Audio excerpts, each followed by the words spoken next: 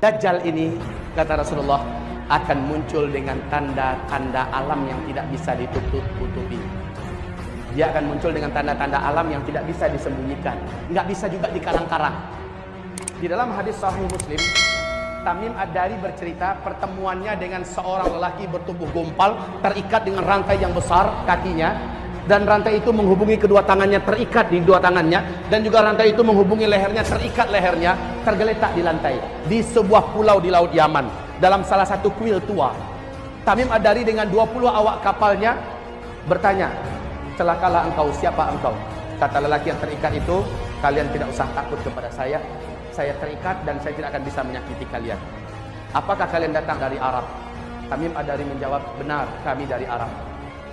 Sudah lama saya menanti-nanti orang Arab masuk ke pulau ini. Saya mau mendengarkan perkembangan dunia terkini seperti apa." Dia bertanya, "Apakah sudah muncul seorang lelaki di Arab? Dia adalah orang ummi, ngaku-ngaku sebagai nabi, namanya Ahmad. Udah keluar belum?" Maka dijawab oleh Tamim Ad-Dari, "Sudah." "Oh, sebentar lagi." "Kalau begitu sebentar lagi." "Kalian beriman nggak dengannya?" Ada yang beriman kepadanya, ada yang tidak beriman. "Beruntunglah yang mau beriman kepadanya," kata laki-laki ini. Lalu dia bertanya dijawab. Pertanyaan berikut ini yang penting, Pak. Dia bertanya tentang buah kurma di kebun kurma Baisan. Tamim Ad-Dari mengatakan, "Apanya yang ingin kamu tanyakan?" Laki-laki yang terikat itu berkata, "Sekarang masih berbuah nggak?" "Sekarang buahnya banyak, lebat." "Tidak lama lagi buahnya akan berakhir. Itu adalah tanda-tanda saya akan lepas." Lalu dia bertanya lagi tentang Danau Tiberias. Danau Tiberias, apanya yang ingin kau tanyakan? Kata Tamim Ad-Dari. "Apakah masih ada airnya sekarang?" Menjawablah laki-laki yang terikat itu, "Airnya sekarang tidak berkurang dan banyak." Laki-laki itu yang terikat ini berkata, "Tidak lama lagi danau ini akan mengering, tinggal tersisa sedikit. Saat itu saya lepas dan saya bebas. Ketahuilah oleh kalian, saya adalah Al-Masih," kata laki-laki yang terikat itu. "Saya adalah Al-Masih." Dia tidak mau menyebutkan namanya lengkap, Al-Masih Dajjal. Dia hanya mengatakan, "Saya adalah Al-Masih. Ketika saya lepas, saya bebas, saya akan masuki seluruh kota-kota di muka bumi ini. Hanya 2 kota yang saya tidak berhasil masuk, yaitu Mekah dan Tibah," kata beliau. Ketika Tamim menceritakan ini kepada Nabi Muhammad dan dia menyatakan Islamnya, Nabi berkata kepada seluruh kaum muslimin yang ada di Madinah, "Ketahuilah oleh kalian, lelaki yang ada di pulau Laut Yaman itu, dia adalah Dajjal. Dialah Dajjal. Demi Allah, ciri-ciri yang aku ceritakan kepada kalian lengkap semua yang ada diceritakan oleh Tamim barusan kepada saya." Tibah yang dimaksud oleh lelaki Dajjal itu adalah Madinah ini. Jadi Mekah Madinah hanya 2 kota ini yang Dajjal tidak bisa masuk. Makanya salah satu cara selamat dari Dajjal nanti, kata Rasulullah, larilah kamu ke Mekah atau ke Madinah. Masalahnya ketika Dajjal ini keluar, teknologi udah nggak ada. Kita mau lari ke Mekah gimana? Pesawat yang mau nerbangin kita udah nggak ada.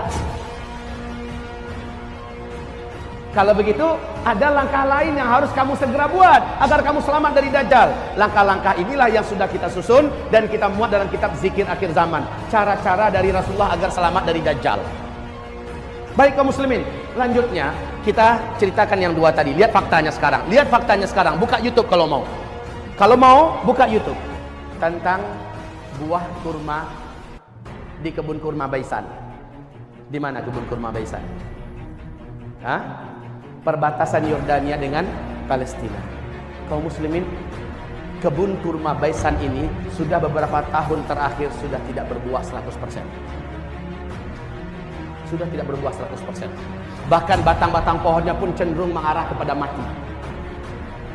Awas, hadis tadi mengatakan tak lama lagi buahnya akan berakhir. Adalah pertanda saya akan lepas. 1. Yang kedua, dia bertanya tentang Danau Tiberias. Masih berair enggak? Kami menjawab sekarang ini airnya banyak, enggak berkurang. Sebentar lagi airnya akan susut. Ketika benar-benar akan habis, berarti saya sudah lepas. Untuk Bapak Ibu ketahui, di sini nanti buka halaman 800. Hadis Nabi mengatakan bahwa sesungguhnya tanda di antara Dajjal itu akan keluar adalah Danau Tiberias akan menyusut.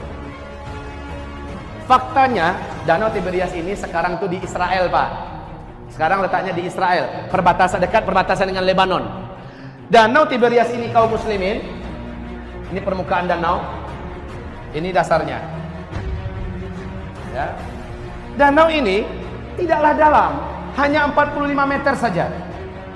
Hanya 45 meter saja, enggak dalam. Sejak bumi terkembang, danau ini belum pernah susut Pak airnya. Tapi tahukah Bapak Ibu, perkembangan terakhir sejak hitungan 2003 sampai 2013, 10 tahun terakhir, pemerintah Israel telah panik sejadi-jadinya panik. Sehingga diumumkan di televisi resmi mereka tentang kondisi Danau Tiberias. 10 tahun terakhir, Danau Tiberias yang kedalamannya hanya 45 meter telah menyusut 16 meter. 16 meter ini bukan sedikit, jumlah yang signifikan. Ya, jadi dari permukaan sudah susut seperti ini, 16 meter, lebih 30% loh Pak. Akhir 2013, dicek kondisi Danau Tiberias sekarang, bagian yang menonjol dari dasar danau sudah kelihatan seperti pulau-pulau kecil. Berarti semakin menyusut. Menjerit pemerintah Israel hari ini, ketakutan yang tidak bisa disembunyikan Pak. Sebab apa? Sebab Danau Tiberias ini sumber air satu-satunya bangsa Yahudi di Israel. Mereka tidak punya mata air yang lain. Mereka tidak punya sungai. Hanya ini sumber mereka satu-satunya. Dan ini terus menyusut, terus menyusut, terus menyusut. Kalau Bapak Ibu nggak percaya, buka YouTube. La haula wala quwata illa billah. Informasi ini akurat. Ini nggak bisa ditutup-tutupi, nggak bisa dibuat-buat. Inilah yang menjadikan para ulama di Timur Tengah berkata, hadza zamanu khurujid dajjal. Inilah zaman kita hidup ini. Si dajjal terlaknat itu akan lepas. Zaman saya hidup, zaman Bapak hidup, zaman ibu-ibu hidup, Bu, makhluk celaka ini akan lepas. Tanda-tandanya sudah sangat nyata. Ya Karim, ya wallahi, jangankan Bapak, saya saja kalau berjumpa dengan Dajjal, saya yakin tak tentu saya akan selamat.